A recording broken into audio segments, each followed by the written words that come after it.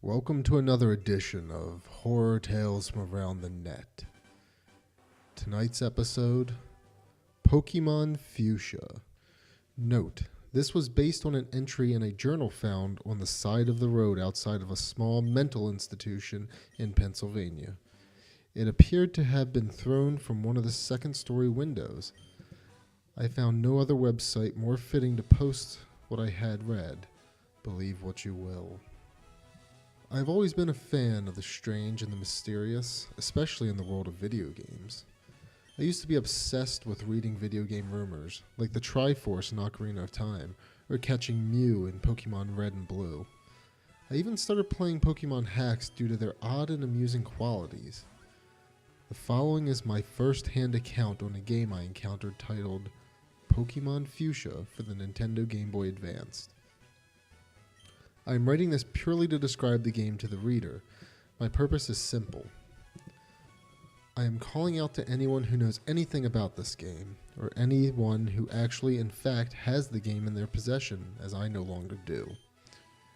I cannot stress enough how important it is for you, the reader, to tell me anything you might know about Pokemon Fuchsia, so I can find it and destroy it. The next few paragraphs or so, I'm not sure how long it'll take for me to explain this, should inform you as to why my request is so adamant.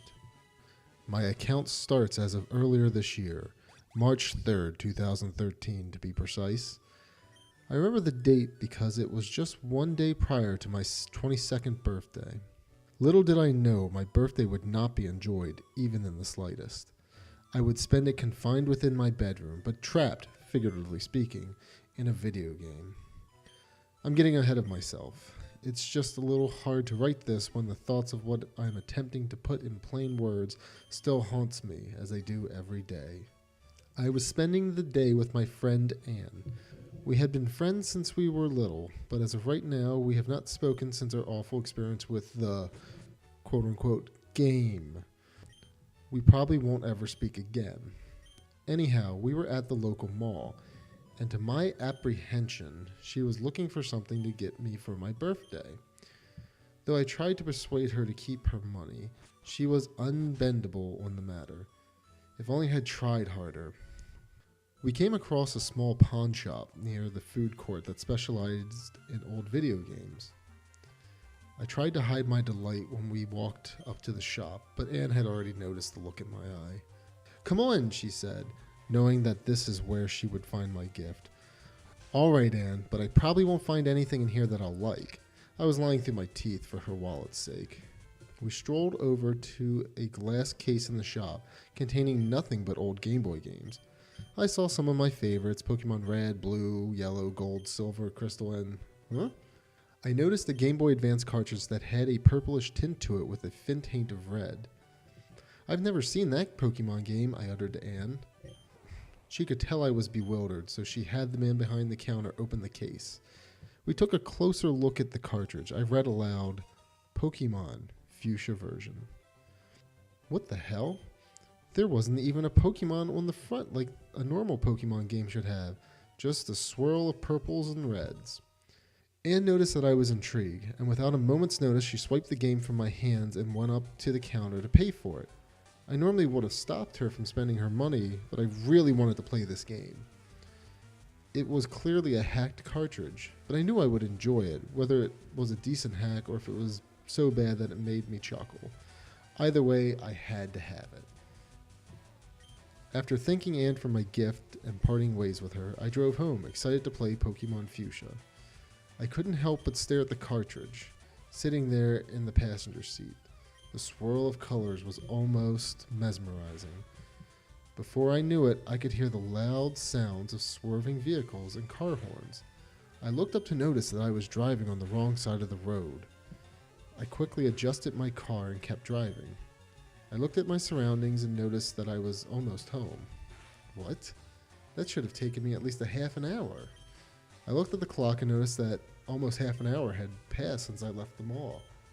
How long have I been staring at the game? I shrugged off the event, knowing that dwelling on it would only make me feel paranoid. I arrived home a few minutes later. I threw my keys on the table and headed to my room. I grabbed my old Game Boy that I'd had since I was 12. I positioned Pokemon Fuchsia into the back and powered it up. I couldn't help but feel a little excited, but also anxious at the same time, remembering what had happened in the car.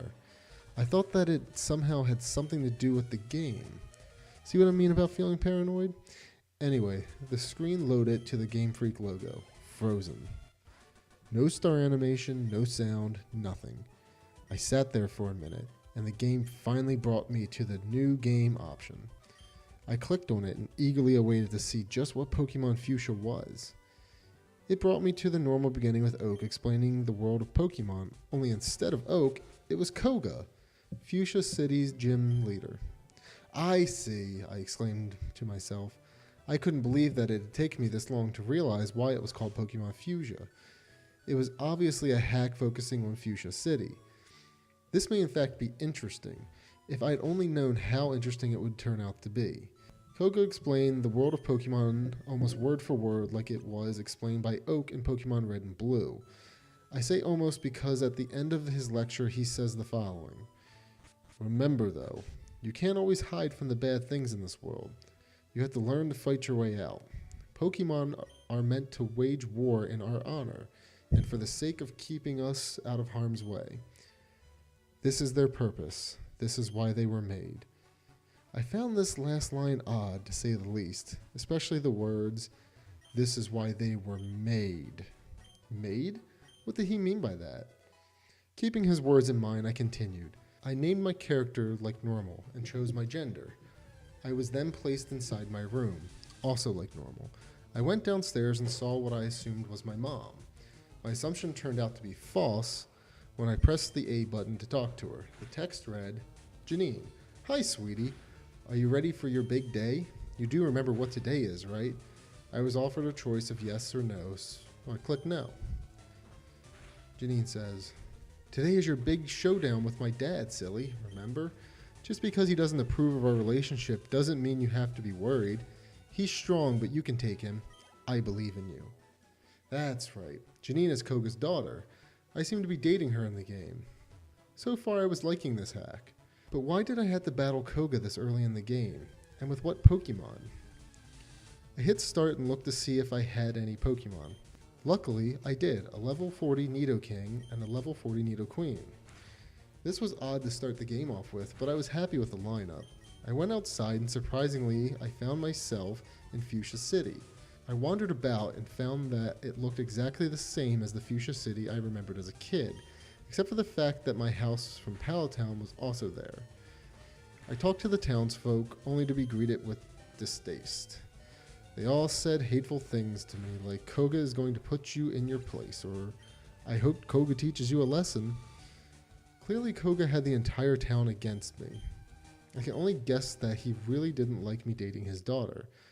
So far the hack had aroused my curiosity, but it was quite peculiar, to say the least. I finally made my way to the gym and went inside. The gym was no more than a small room, devoid of anything, material or living. Anything, that is, except for who I could only assume was Koga standing at the tip of the room. I walked over and hit A to engage in battle, but to no avail. Koga said this. I have no interest in battling you until you know the truth about Pokemon. Go to the Safari Zone library and learn before you fight. Safari Zone library? Strange. I left the gym and went to the Safari Zone. Inside there were 2 doors, and in between them was a sign that read Safari Zone to the left, Safari Zone library to the right. I walked over to the right and into the library like Koga had instructed. I must say I was intrigued. The room looked like a Pokemart, only larger. The aisles were composed of books instead of Poke products. There was a door in the corner of the room where the cashier normally would have been. With every room there was more shelves, more books, and more doors. It was endless. Every time I would try to read a book from one of the shelves, a text box would pop up saying, "You cannot read these." With every room, every shelf, every book, and every text box, I became more motivated to press on and figure out what was going on. Eventually I came to a final room. There were no aisles and no books. There was just a man in the center of the room. He looked like one of those random sprites from Oak's lab. I went over and pressed the A button. He simply said, "Come with me." Come with him where? There were no doors left. Where were we going? The screen faded to black and the two of us appeared in another doorless room with not even an exit. There was machinery and computers all around. It was reminiscent of Bill's house in Cerulean City, but more detailed. I could see how the person responsible for this hack cartridge created this game, and I applauded him for his work. At least at that point I did. It was enjoyable at the time, and left me wanting more, always theorizing what would come next, because at this point, Pokemon Fuchsia didn't make much sense, much like reading the beginning of a good mystery novel. If only I had left it a mystery. The lab sprite fiddled around on the largest computer in the room and then walked over to me. He said, "This is where Pokemon are created." I was nothing short of shocked when I read this statement, and I became even more interested in Pokemon Fuchsia. It had the potential to be even better than a normal Pokemon game. The lab sprite continued on. Although it wasn't always this way, this town is Koga's passion, and he would stop at nothing to keep it from any sort of demise. Years ago, when the Safari Zone was at its peak of popularity, it soon became apparent that it would, well, run out of Pokemon. Koga could not have this. It was the only thing bringing people to Fuchsia City, a place that he himself founded to start a life with his daughter after her mother passed away. I think the creator of this game was laying Koga's backstory on just a little thick, but I read on. Working with Professor Oak and myself, Koga spent 2 long years trying to create Pokemon, and just as the Safari Zone was going under, he succeeded. The detail that this game was going into just at the beginning was impressive.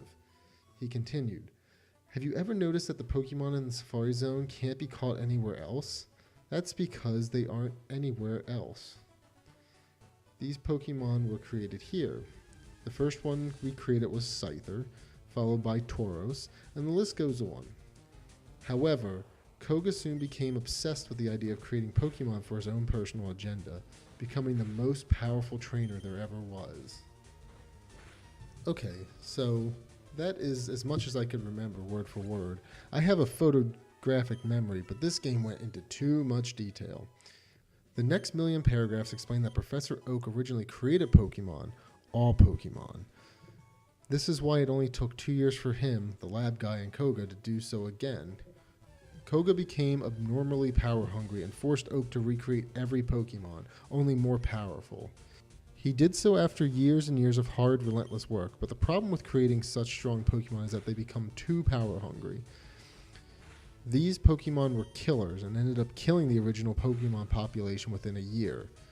Very few trainers could control such malicious creatures, and that's why Koga and my character are the only trainers left.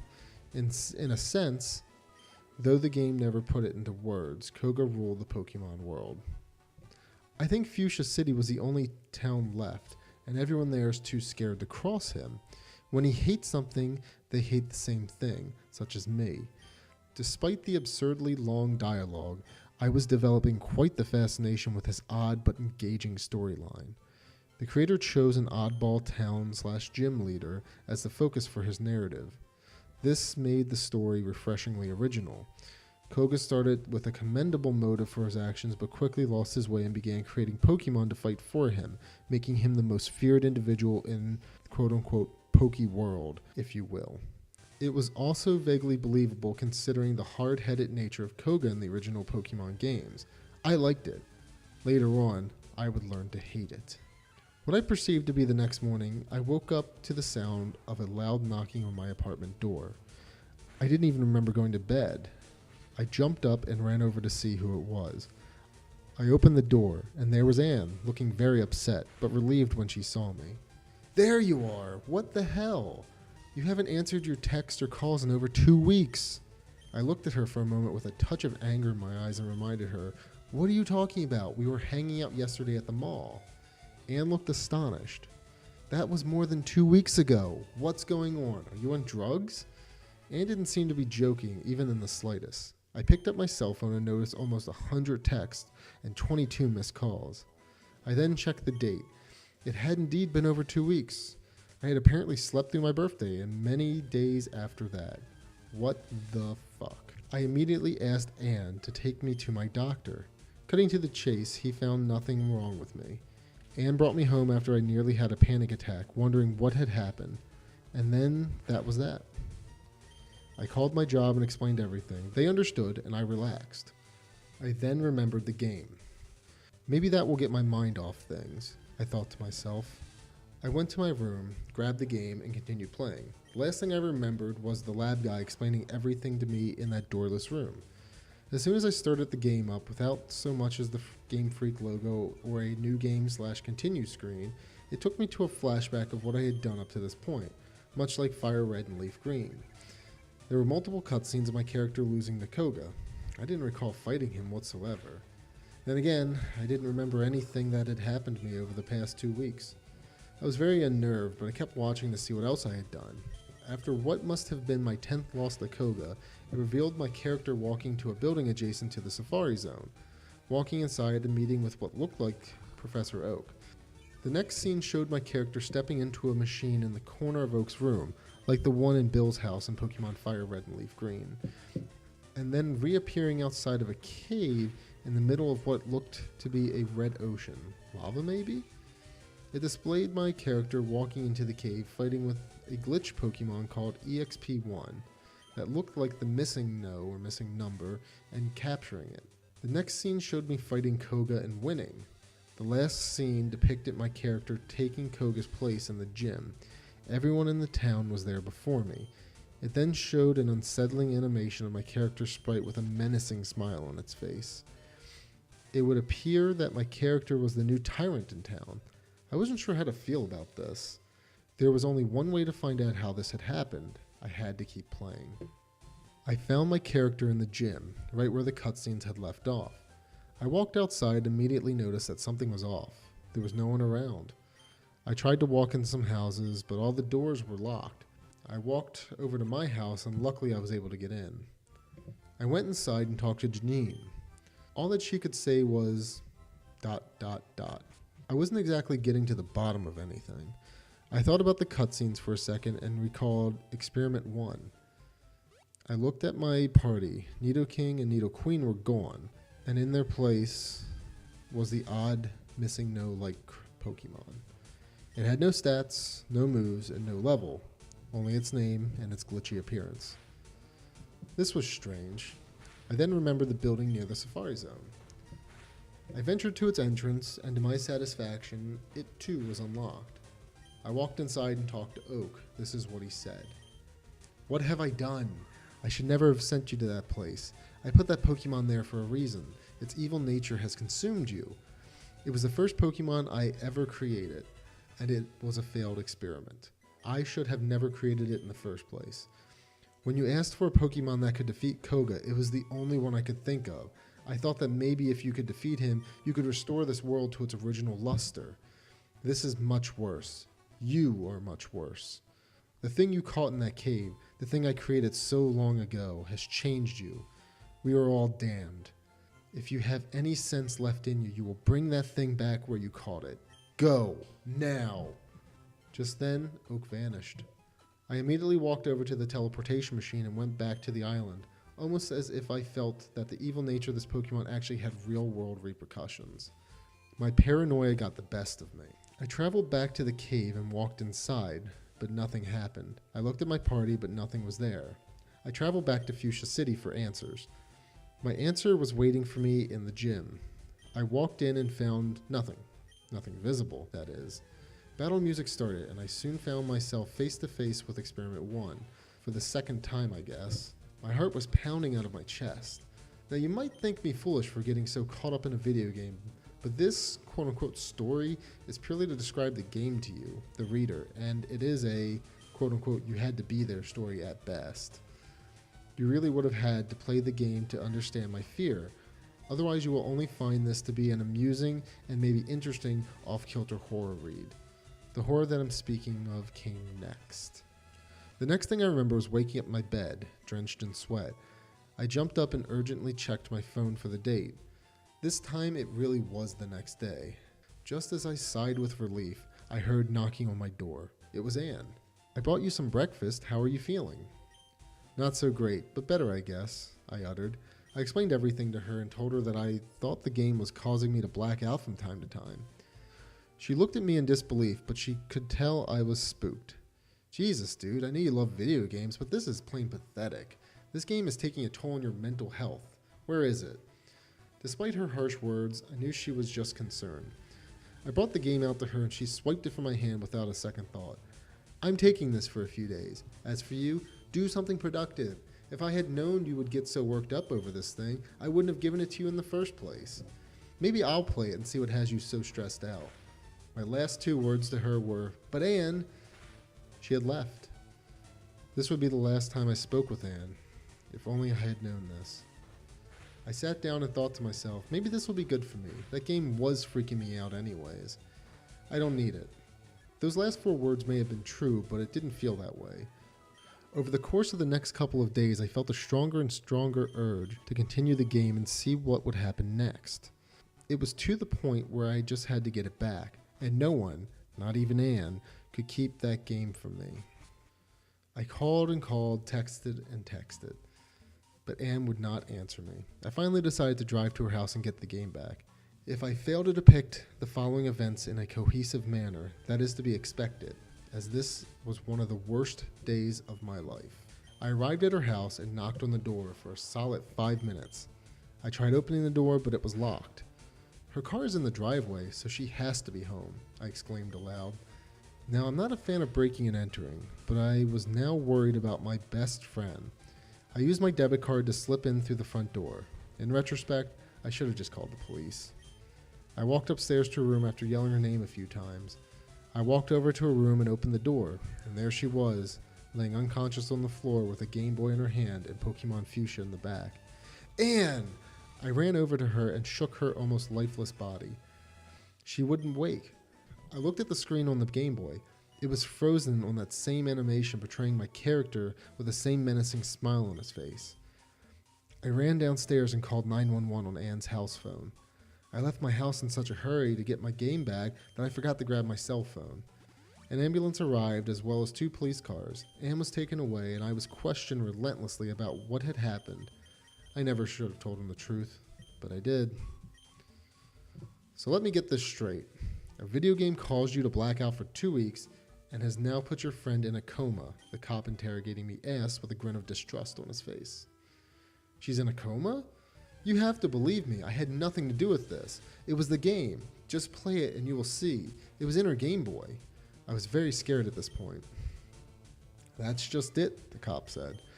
There was no Game Boy on the scene.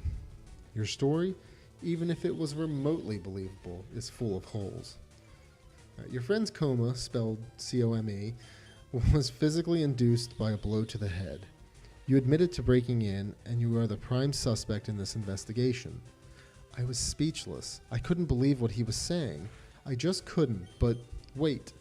My mind wandered off. All of a sudden, everything was coming back to me, just like the game flashbacks were playing in my head of what really occurred over those weeks. I saw it in small, quote-unquote, cutscenes, but I remembered everything. Anne bought me the game. I went home and played it for 2 weeks, but I was looking at a blank screen the entire time. The cartridge never worked. She came over after 2 weeks and yelled at me. You have to stop playing that game. It doesn't even work. I'm worried about you. I fought with her until she left, and I kept looking at the nothing that was on the screen. She came over the following day and pried the game from my hands as I yelled at her. She left in a hurry and didn't come back. I drove to her home 2 days later and broke in. We fought again. This time, Anne looked frightened. She told me that she gave the game away. I became furious and pushed her. She fell to the floor and didn't get up. By now, I should maybe mention that as a child, I suffered from blackouts and delusions of grandeur. I hadn't had an episode in over 15 years, but this had to have been another one, a more severe one. My mom always thought that I had such an imagination the way I would play pretend with my Game Boy until she became worried. I guess that I would play a game through until the end and then keep playing it without the cartridge in. I would create new and wild storylines so that I could keep playing even when the game was over, especially with my Pokemon games. I used to black out, play games that weren't there, and remember later when my psychiatrist would reach a breakthrough. It wouldn't last, and then I would forget again. Even forget that I had the conversation with my psychiatrist in the first place. Given that my blackouts were mainly harmless, my mom stopped seeking help. I can remember all this now. I blocked it out for so long, but how long will this breakthrough last? How long? The next thing I knew, I woke up in a cold bed in what I later found out was a mental hospital. I must have had another blackout. The doctors here say that Anne passed away shortly after being admitted to the hospital. I don't believe them. Koga has them against me. I'll find out what happened to her. Every answer I need is in that game. This is my message to the reader. Please help me. If you know where the game is, you must tell me. I have to play it. I need to know what happened to Anne, and I know that it has something to do with that game. I just know it. Please, to anyone who finds this, please bring the game back to me. I have to keep playing it. I have to. The end. Thus concludes another horror tale from around the net. Join us next time.